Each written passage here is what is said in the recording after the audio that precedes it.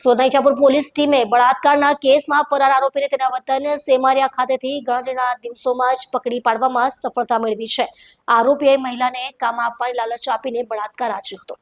ઈચ્છાપુર વિસ્તારમાં નોકરીની લાલચ આપીને મહિલાની સાથે બળાત્કાર કરી ફરાર થયેલા બળાત્કારીને પકડવામાં ઈચ્છાપુર પોલીસે ફિલ્મી ઢબે કાર્યવાહી કરી હતી.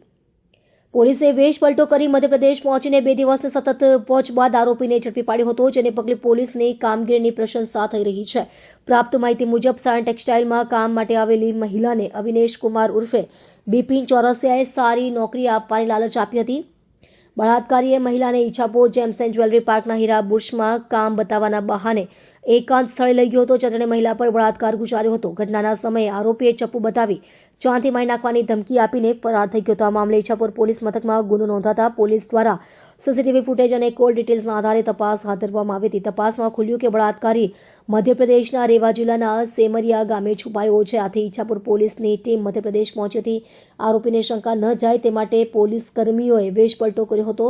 હેડ કોન્સ્ટેબલ નરેન્દ્રસિંહ ઓટો રિક્ષા ચાલક બન્યા. કોન્સ્ટેબલ ચેતનસિંહ ચાની કીટલી પર કામ કરવા લાગ્યા અને કોન્સ્ટેબલ બહાદુરભાઈ કિરાણા દુકાનમાં મજૂર તરીકે ગોઠવાઈ ગયા હતા.